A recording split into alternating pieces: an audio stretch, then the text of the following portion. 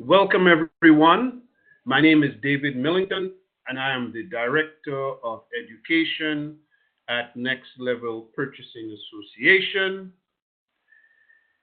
And today's webinar is going to be on how to effectively manage risk in supply chains, or in particular in your supply chain. So before we get deep into the webinar, I'm going to remind us that I'm going to continuously refer to the mandate or the core purpose of a supply chain, and in particular, the core purpose of the procurement function as it relates to the supply chain. And that is essentially, as procurement professionals, our purpose, the purpose that our jobs exist, the purpose that our function, the procurement function, the supply chain function exists, is to protect our organizations from risk, to manage spend, and to support operations, to make sure that the organization, that the conversion or the manufacturing processes and all of the processes in our internal value chain are effectively supported by our activities, and our activities add value to our internal and our external supply chains and value streams. So with that said, on to slide 2. Some of the core topics that we're going to cover would be how to reduce the potential impacts on our supply chains or your supply chains, how to reduce your total cost of ownership, and I'll go into that definition of the total cost of ownership. I'm sorry. Let's have a little, let me change that, of ownership, and of course, supporting our operations without costly disruption. And any disruption, even for a minute in our supply chain, has exponential impact. And just to be able to sit at the table to formulate risk mitigation strategies, to be very strategic as opposed to tactical or reactive as far as risk mitigation is concerned, and to be able to fulfill our core mandate, procurement mandate, with world-class methodologies like failure mode effect analysis is going to underpin this webinar. I don't know if any of you have heard about it, or if any of you will have deployed failure mode effect analysis. It's a very, very, very powerful tool used by many of the top-class organizations in the world. And I'm putting it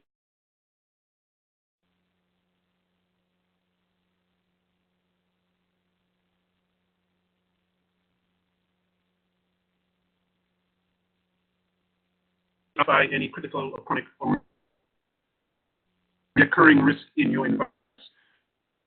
That I'm here to push and help you to FMEA.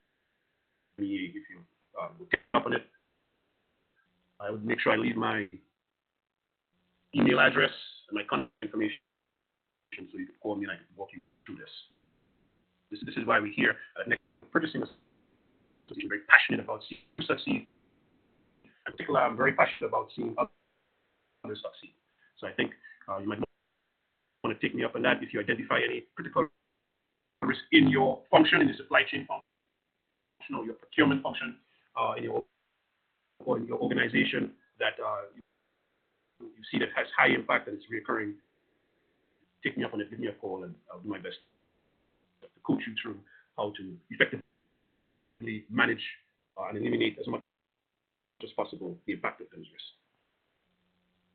And again, as promised, this has to be a continuous reminder that why we're here, and as professionals, it's always important to be able to lead with a purpose, and to really always reflect and measure our activities, measure our performance, measure the performance of those that report to us, hold each other accountable for what? Why is the procurement function there, and how does it relate to the supply chain? Why is the supply chain there. What is a supply chain? What is the procurement function? And you realize that we are there to manage spend, to support operations, and to protect our organizations from the impact of risk. So with that said, it is very important to understand how we identify risk, and to be able to look internally into organizations and to look at the internal factors and understand the magnitude and the occurrence and the impact of risk on our employees, our stakeholders, and of course our customers and the community at large. It's very important that we're able to identify the drivers of risk and to understand those factors that negatively impact our spend and the cost drivers that exist in our organization, how they impact our conversion or manufacturing processes. When I say conversion processes, a critical activity in the supply chain on a high level is the conversion of raw material or inputs to finished goods or finished and useful goods and services that will satisfy our customers, that our customers are willing to pay for, and that are done right the first time. And this is the essence of value and why we're here. So an organization is there to create value for our customers and our stakeholders. That's why an organization is there. And any elements or factors that counter to that or limit or constrain the value creating capability or capacity of an organization could be identified as a constraint or a risk, depending on the degree of impact, because you could have something that's a bit constraining and you have something that's definitely detrimental, which we identify as risk. And it's very important that we're able to quantify the severity, the degree of occurrence, and our capability to detect elements that have negative impact or risk, that we can detect them beforehand. This way we can be proactive in terms of controlling risk factors and not being reactive. Picture bottled water and the levels of controls that have to be present in that industry. One drop of bacteria could morph into a catastrophic situation. So there are definitely high levels of risk that exist in the bottled water environment, and there has to be robust mechanisms and methodologies to mitigate those risks.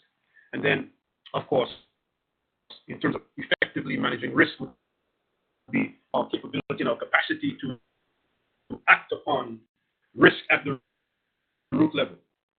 Many times we run into problems in organizations and we do not deal with them at the root level because we have not done our due diligence to understand how to determine the root cause of certain failures in our environments. And we apply what we call band-aid solutions to find out that the problem reoccurs. So to really understand risk at the root level and to act upon them. And there's a saying that has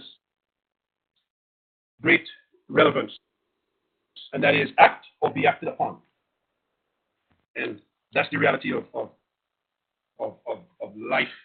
It's the reality of how systems operate, of how organizations operate. Either act or be acted upon. It's always good and effective to be able to act with the proper and pertinent data and understand problems and risks at the root level. So, with that said, go on to the next slide. And in order to understand risk, I'm going to break risk down, or the sources of risk, from two perspectives. And one would be from a systems thinking or supply chain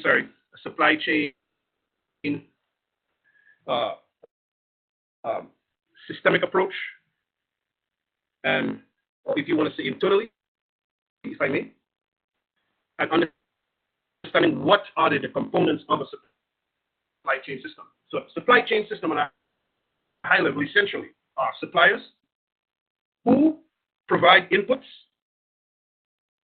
to our conversion processes that convert those raw materials and inputs into outputs that are useful and that create value, that are valuable to our customers and stakeholders. So another way of saying this, we're using the material on the screen, the suppliers must be reliable, they must be responsive, they must be innovative, and they must be aligned to the core mandate of our organizations. So this is very important that our suppliers understand our corporate objectives and they're aligned. And the inputs must, these are the requirements of a supply chain to perform effectively. Effective, capable, competent suppliers. If we have a robust mechanism for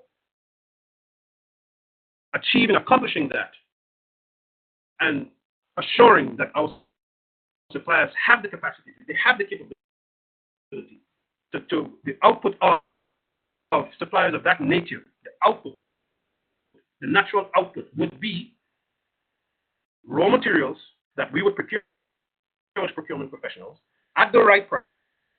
This is a requirement. They must be at the right price, the right quality level, all of the time. So another critical characteristics or important characteristic of an effective supplier is that they're consistent. And so we need those inputs at the right price, the right quality, all the time, on time, in the right quantities. So if we have effective suppliers, that will be the outcome. And our internal conversion processes have to be able to convert those inputs accurately with minimal rework. And our logistics processes have to have the capability to deliver those converted raw materials, those finished goods, intact, on time, in the right quantities, or in the quantities that were manufactured in the proper states. The goods are not damaged by the time they get to the suppliers. By the time they get to the customers. And those outputs of those goods and services must meet the customer requirements. If we're able to do that, then the total cost of ownership would be very, very, very low, and it'd be very, very, very profitable. What I mean by the total cost of ownership is, for example, if we produce a product that, let's say, costs $10 to manufacture, and we sell it for $15 to our customers, and so our customer has a price of $15. So in other words, if everything works out well, the cost of a customer procuring your product would be $15 per unit. However, if you deliver a product with a high defect rate, your supply chain, right, delivers products with a high defect rate, and your deliveries are late, and your products are damaged, or you ship the wrong thing in the wrong quantities, and there are rework loops, and your customer needs your inputs to resell, and your customer loses business because he or she does not have your products in the right quantity, the right quality level, so they lose business. So you have to add the cost of all of those risk factors, all of those negative impacts, and it will be more than $15. So the total cost of ownership would be $15 plus the cost of those impacts of late deliveries, shipping the wrong products. So now they have no products now. Now your customer has to handle the wrong products that you send to send them back to you. So their staff have carrying costs. Now they have to receive the product again. So, over time is another result of excessive rework in a process or in a supply chain system, and tremendous cost, right? All of these here, what I mentioned here, are risk factors. So risk could come from your suppliers, risk could come from your input. Your raw materials could be defective, right? And maybe your process or your organization have the capability to really scrutinize those inputs that they come into your value stream. And then even if your conversion and manufacturing processes are robust, in this case, you would have produced a product with a compromised input. Now, if you think about food industry, the inputs are compromised, or the ingredients are compromised, have some bacteria. Even if your production, your manufacturing processes are world class, that product is compromised. And if the organization does not have the capability or the capacity to detect the product being compromised in different stages in the value chain, it gets to the customer, what could happen? So it could come from your suppliers, from your inputs, it could come from your manufacturing processes, it could come from your logistics processes. So all these are factors of risk. And on to the next slide. This would be, I would say, more environmental.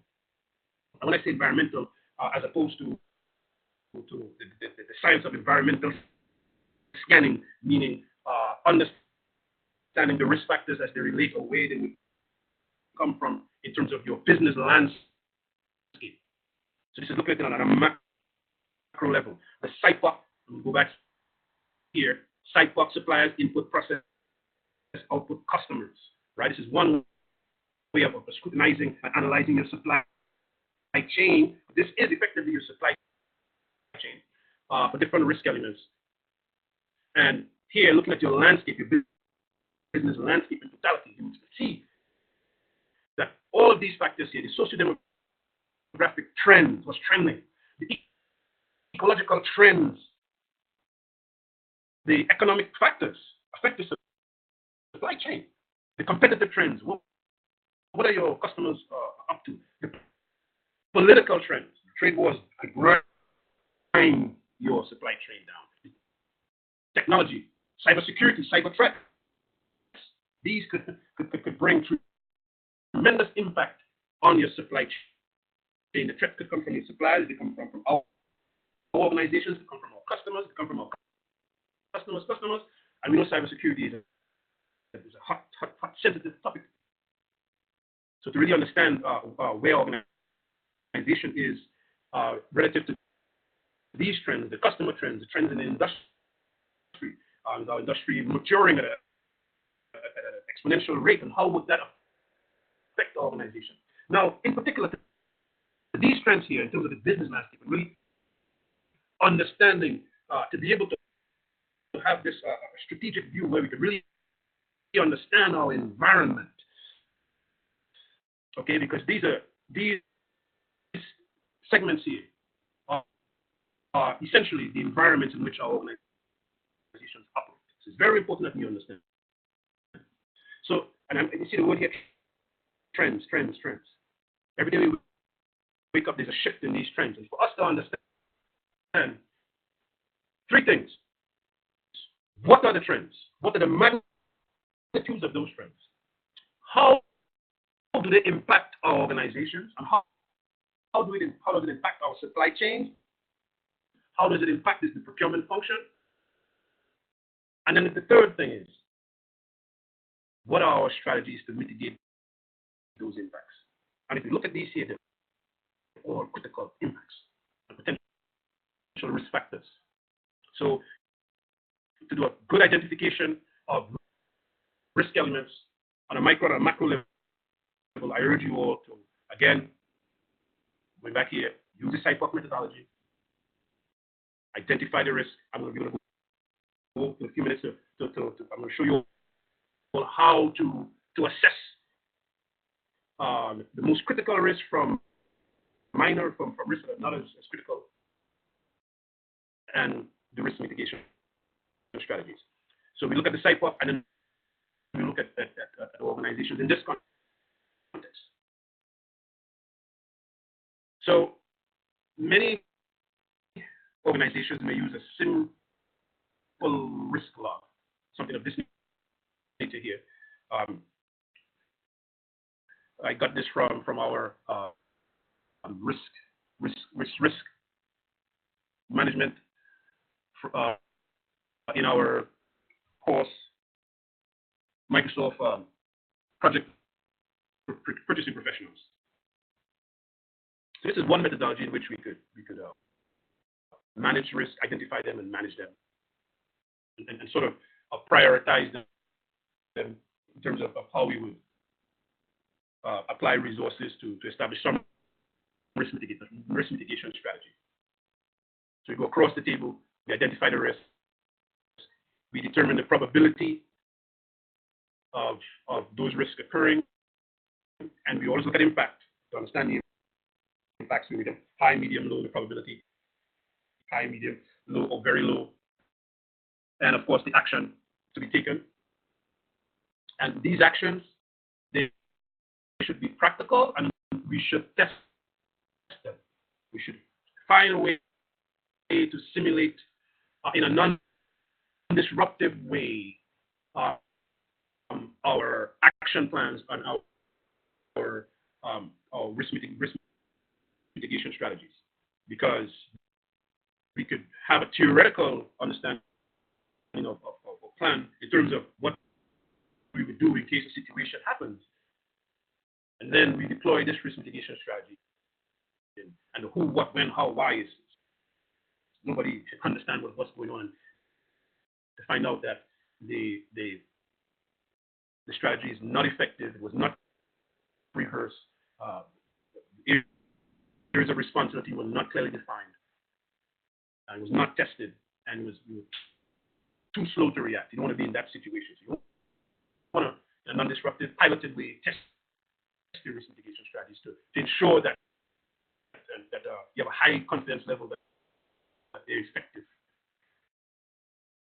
So you have your action, and then the type of response that you will take in terms of the response plan.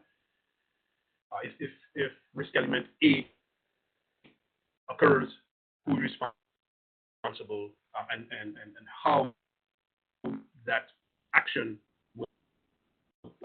would take place. You know, the nature, the clear understanding of the anatomy of that particular risk mitigation element, how that would be conducted and executed.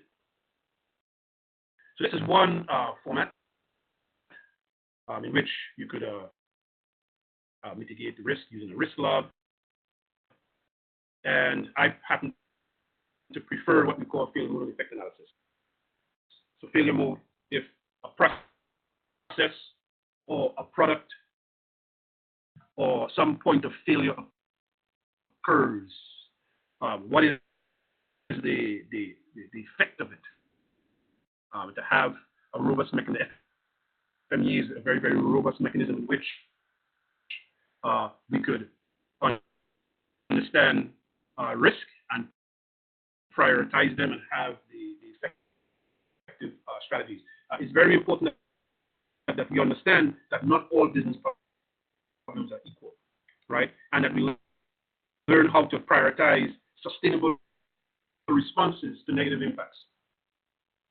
Okay, and one of the ways that this is done, leveraging our failure mode and effect analysis methodology, is by leveraging what we call a risk priority number, and I'm going to go into that in a minute. So again, FMEA, field and model effect analysis, very, very, very powerful methodology in terms of risk mitigation methodology. And I appreciate the way that it prioritizes those risks. And if your company is very successful in its risk mitigation strategy, you should see a high level risk that has a high risk priority number. Over time, the objective should be part of your risk mitigation strategy. Should be you want that to be how you could downgrade the magnitude of the risk priority number, which I'm going to go into in a minute. So I sort of prefer this than using the risk log. So this here is an example of field and model effect analysis table and system. If you all need this tool, please let me know, and I'll email you the tool if you need advice. Again, some type of coaching on how to leverage this in your environment. You want to do it in a small scale or large scale, let me know. Okay, so very, very important formula that I want you all to remember is the formula for risk priority number. And this risk priority number is one of the practical metrics that govern your risk mitigation strategy, RPM. So the formula for the risk priority number, all right? So in other words, how you prioritize your risk relative to each other. Which risk is a low level risk, or which one is a high level critical risk, right? So the risk priority number, it helps you to prioritize your different risk in your environment. So the formula for that is severity times occurrence times detection. So severity, of course, of a certain risk element is the degree of impact on your organization, on your business, and your customers and the community at large. So something with a severe risk, a severe impact, the severity is very high. We have to pay attention to those risk elements, and we have to look at them relative to our ability to detect, our process capability to detect that a process or a product is going into risk mode, and the degree of occurrence. How often do breakdowns occur? So severity, occurrence, detection. So severity times occurrence times detection on a scale of 1 to 10. So if we look at this particular MRP system, okay, we see here that this process here, information input into the MRP system, okay, and the potential failure mode is incorrect MRP output. So if you put improper information in, the output is going to be incorrect. And this here is the impact of the failure. So if you look at, there's a whole chain here. So if this happens, you put in wrong information, right, into the MRP system, the output, of course, is going to be incorrect. And see where it goes here, you can have excessive raw materials purchased, cash flow tied up, too little raw materials purchased to support the production schedule, the master production schedule. That's another problem. So there's two problems here that stem from wrong input of information into the materials requirements system. What are the causes that were identified? Damaged cell in the Microsoft Excel and typos. In this process, current controls for this, none. So we see a problem right there. Okay? Then when we go into on a scale of 1 to 10, we rank this problem here, in terms of severity, the severity is 10. But this whole chain here could have a crippling impact on your organization. So 10, the severity is 10. This cannot happen. However, the occurrence is high on a scale of 1 to 10. It happens all of the time, every day or every other day. So the occurrence is high. And the ability to detect that there was a problem here in putting information into the MRP system, right, is it's almost impossible to detect it. So that's 10. For detection, the lower it is, the better it is. The higher it is, the worse it is. Same as severity and same as occurrence. So this RPN is 1,000. 10 times 10 times 10 is 1,000. So this here, RPN is screaming, you have to fix me. You have to fix me. There has to be immediate action to fix this problem. Now, if you look at the second problem, right, it's still high. 560 is still very high. Okay, but in terms of prioritizing our resources, limited time, monetary resources, which one of these problems are going to address first? Of course, we address the RPN of 1,000 first. And another way that we can examine that to determine which one we would address first, we have to look. So we have to consider the degree of complexity to implement. You see, we have recommended actions here. What's the degree of complexity? What's the timeline? What's the cost? We know we have to fix it. But, for example, let's say, I'm just going to number out there, let's say that the cost that it will take 2 months to rebuild this system here where all of the inputs are and the result of this, the RPN is going to be very low. It will take, let's say, 3 months. And very complicated and a lot of costs. And then this one here, this problem here, the second one would take 2 days. Very simple. It would take 2 days. We may want to consider addressing this one first, as it would build momentum into, if you deploy this, it will build momentum into your risk and confidence in your risk mitigation strategy. So, see if you can knock this out in a day or two. You want to do this first and then get to this one. The one that has 1,000, first one. Okay, so this is the failure mode and an effect analysis methodology. It looks at the process, a product, or a particular item. It looks at it forces you to think through what are the potential failure modes. What are the ways that something, a process or product could break, or something in our environment, a machine, whatever it is. What are the ways, the systemic factors in our immediate environment, how they could break and create some type of negative impact. And when I say systemic factors in our immediate environments, there are people, there are machines, okay, there are materials or raw materials, inputs, there's an environment and layout, a physical layout, there's a process. So we have to examine all those system factors in our supply chain. How can our processes break? If they do, what's the impact on the business and the customer? How often those failures occur? What's our ability to detect them? And what's the severity? Right? So we look at our processes, we look at people. Right? And I say, yeah, people. Imagine having a high turnover, what do you call it, rate ratio in the organization, high turnover.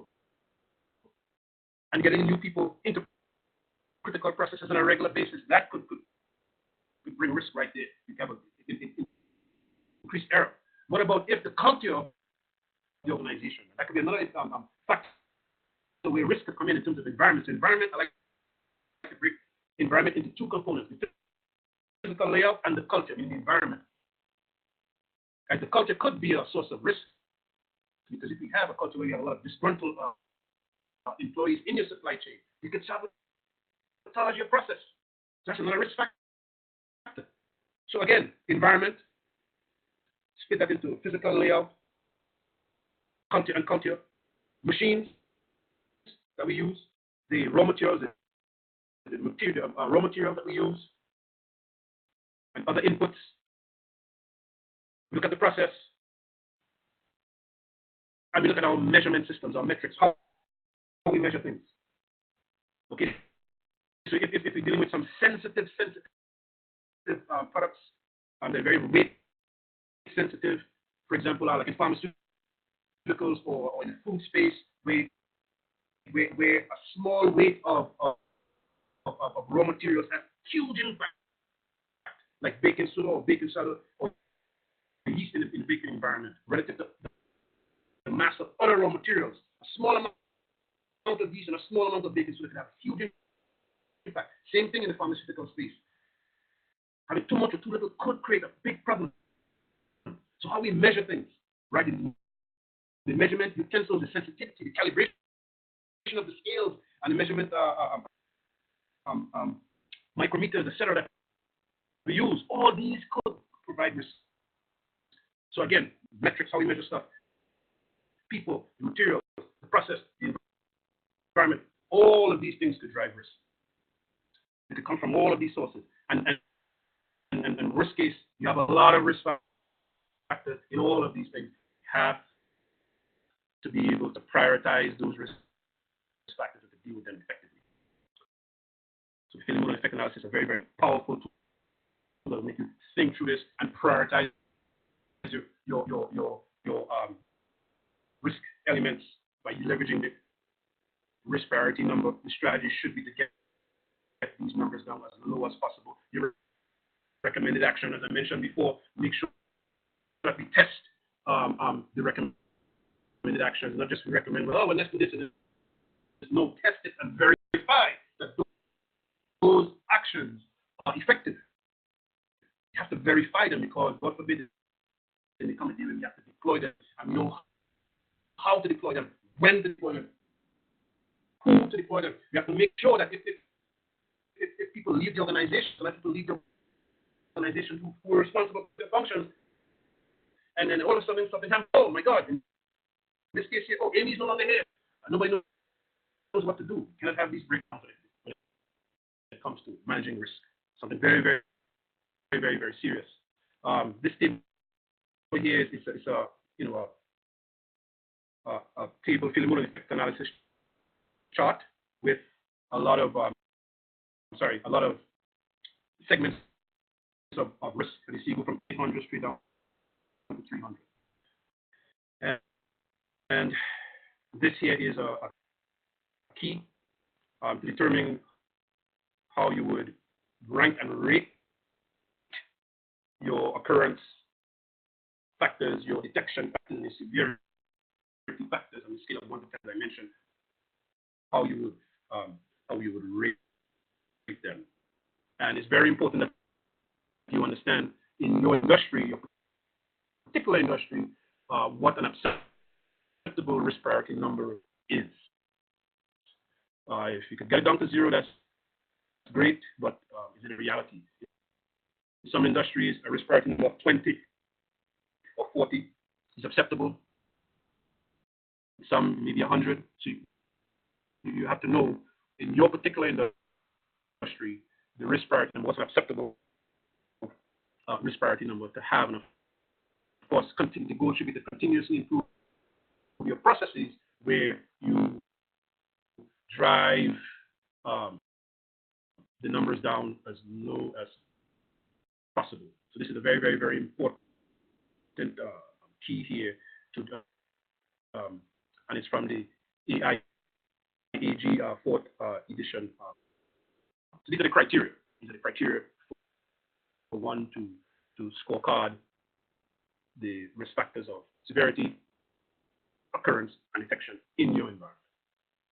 So this is a very scientific way of managing risk.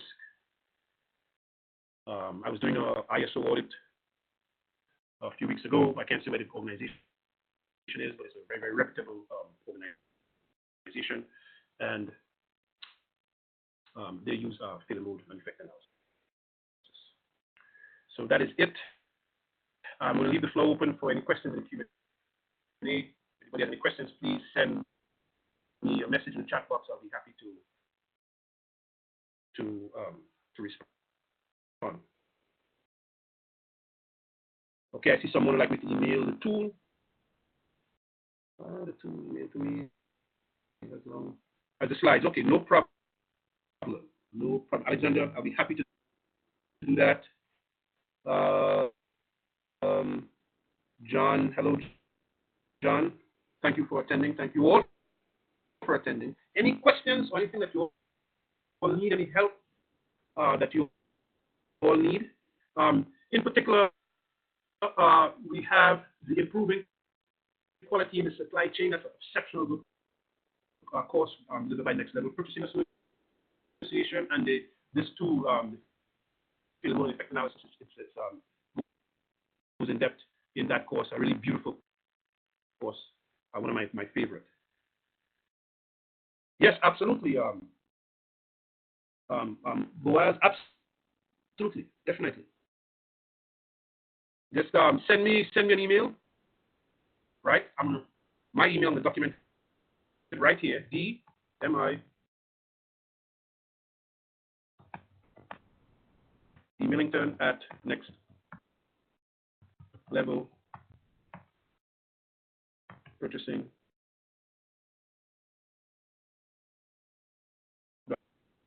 .com. All right, just send me your requests there, and I would happily get that out to you. You're very welcome. Any questions? Did you all enjoy it? Did you find it useful? Again, I think the FMEA is a very simple, scientific, and effective way at look at scorecarding your risk. I think that the CIPA is a very, very, very powerful tool that you could use to identify risk. You look at your suppliers, you could address them one by one. You can look at all the critical inputs that they send to you, and you can look at your processes, the different processes in the environment. You do one for each process. You look at the outcome, the output. How could those outputs or products and services create risk for your customers? The suppliers, look at that chain, right? Look at the inputs, how they affect the value chain, all the different inputs in your environment. Believe it or not, something like an email or a recipe card or formula card is an input, right? Because if you, for example, if you in pharmaceuticals and you want to make a particular drug, the formula, the recipe to make that particular drug is an input. So it's used, it's an informational input that's going to be used with the raw materials and can be processed in a certain way to deliver output or product or service. So to look, and then the logistics processes, to examine all of the potential spheres of risk and to prioritize them is very important. You know, and again, understand that not everything is equal, man. 80-20 rule. I'm going to leave you all with two caveats. Okay? So stay online there, right? If you're there, stay online. I know I'm over time, but stay online. Two caveats. Don't leave before the caveats. 80-20 rule. I'm sure you're all familiar with this. So 80-20 rule as it pertains to risk. So 20% of the factors or elements in our supply chain drive 80% of the risk, or represent 80% of the risk. Caveat number one. Caveat number two is one of my favorite. So 80-20 rule is a power law, meaning that the factors or the elements have impact above and beyond the their mass, their weight, their measurement, and what they represent. So they have exponential impact. So 80-20 rule. Then there's the 450 rule, which is a variation of the 80-20 rule. So 4%, folks, listen very well, please deal with risk. 4% of the factors or elements in our environments that we're sitting on drive 50% of the risk factors. It's the 450 rule. So also a power law. This enables us to laser focus. I rather start with 4% than to start with 20%. Now I can laser focus. So 4% of the factors in our environment constitute or represent 50% of the risk in our environments. So start there, please. Start there. Start with the 450, identify them, do the risk priority number. Then move on to roll it up to the 80-20 rule. So 4% of the factors drive 50% of the risk. Once you deal with those, now you have 16% of the factors that drive 30%. That's why you get 80-20, right? You deal with those secondly. Then the third phase would be to deal with the others. So the first thing is that 450, then 1630, and then deal with the rest. Is what I call mop-up operation. But your most critical mass, right? Critical mass is that 450. You really are breaking up. I could not understand 80-20 rule, but it sounds important. Not sure if it would be better in your recording. Will this webinar be available? Oh, yes, it will be available. It will be available. Also, you could email me. Could you hear me? You could email me, and I could discuss that with you. But 80-20 rule, 20% of the factors in your environment represent 80% of the risk that is in your environment. So 20% of the variables or factors, right? Either input variables, process variables, or output variables. So they are either input variables, process variables, or output variables. Those are the variables that are in your environments. Input, process, output. That's where you look for the variables, right? And the interaction with those variables. So 20% of the variables in your organization right now represent 80% of the risk that exists in your environment. That's a power law, the Pareto law, a phenomenon that was discovered centuries ago and used today and highly relevant.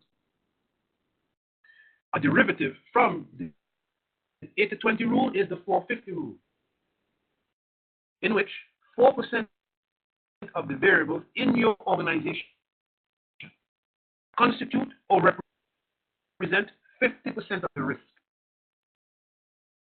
My point is that it's a lot easier to manage 4% than 20%. So you would start at the 4% level. This way you could mitigate and control and put in a controlled environment those 50% of risk that you would have identified. Then you move on to the next phase. Phase 2 would be the 16% of variables that will drive the next 30% of risk. The next 30%, put 30% of risk in the environment, and you deal with them. Then the third phase will be to address the other variables. So this is a hierarchy of the most critical. Then a second phase, then the third phase. I hope that that answers the question. If you have any further questions on 80-20 rule, 450 rule, you need me to help you using your data outside of non-disclosure. Need some more examples of this. I could help you all with this. I hope that answers your question, Dana. Yes, and the recording is will be available in the library. We can send you a link as well. Were you able to hear me that time, Dina?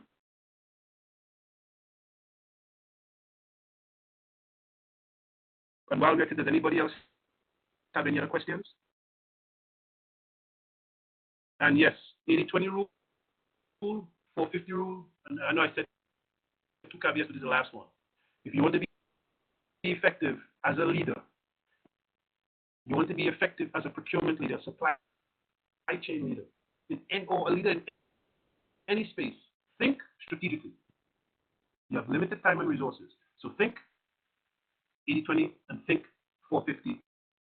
Start with 450. Learn to laser focus. Utilize minimal resources and get exponential impact from your efforts.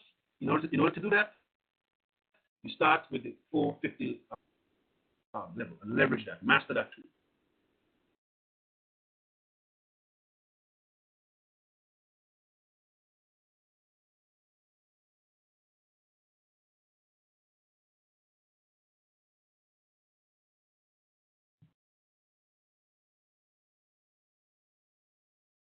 Any other questions?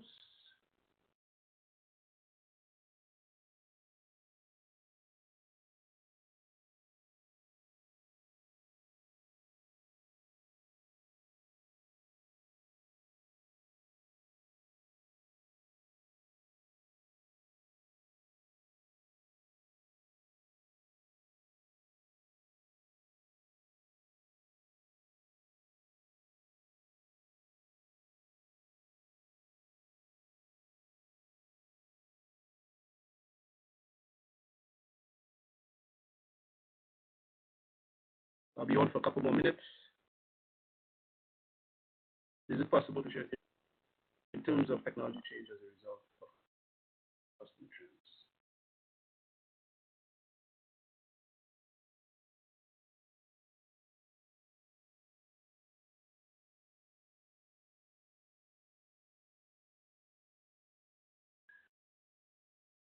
Alexander, you'd ask me if you did, if this model applies to the telecom sector as well. In terms of cyber, absolutely. Absolutely. You have an output, you have a process, you have inputs that you need to drive those outputs to trigger the actions or the activities of your process. There's that level of governance, right? So, and there are people and organizations that supply those inputs, be they informational inputs, be they raw material inputs, to your process to trigger certain activities to realize an output or desired outcome to a customer. So this site work goes across the board. I've seen it deployed in aerospace, in hospitals, in schools, in the technology space, in product development. So this is a universal code and a universal model. To answer your question, Alexander, I hope that helps.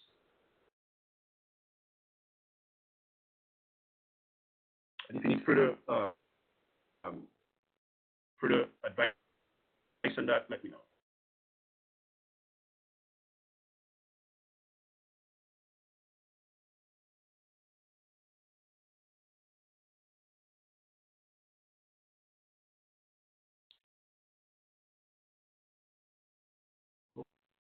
Okay, thank you everyone for attending today's webinar. Again, this is David Millington from Next Level Purchasing Association. I hope you all had a good experience, a great experience, and you enjoyed it and you found it to be useful, and you will be able to deploy it to complement your risk mitigation strategies. You have a great rest of the day and a great weekend. Thanks for attending. I'm going to shut the recording and I'm going to stay online for a few minutes.